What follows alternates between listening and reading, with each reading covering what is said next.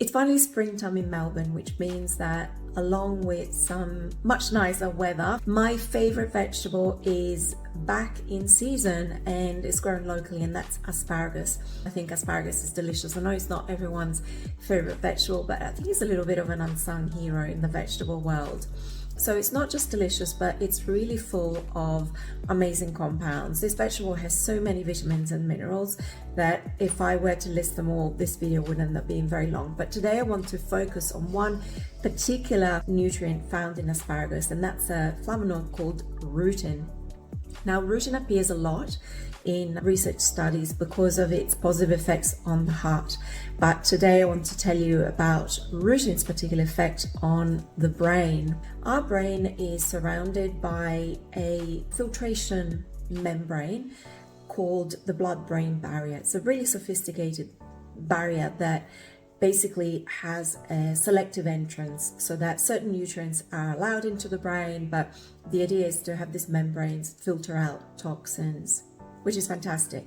Studies have told us that chronic stress unfortunately affects the integrity of the blood-brain barrier. And let's face it, who doesn't have chronic stress these days, right?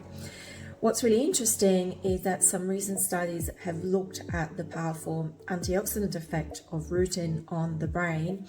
And in animal studies, they've been able to demonstrate that rutin strengthens the integrity of the blood-brain barrier. So how amazing is that?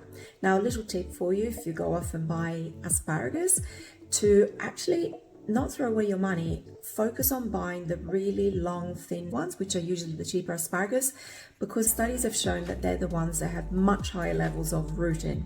And I really could not do a little video about asparagus without mentioning an unpleasant side effect, which is the odor.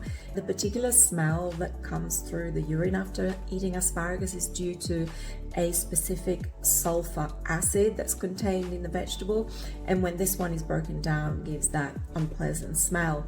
What you might not be aware of is that the amount of smell that our body produces and also the ability to detect the smell are actually genetically driven. So not everyone produces as much of the smell, and not everyone can smell it. So even people who think that when they eat asparagus they don't have a smelly urine, in reality they probably do. It's just they can't smell it. So I thought that was a little bit of a curious fact to share with you.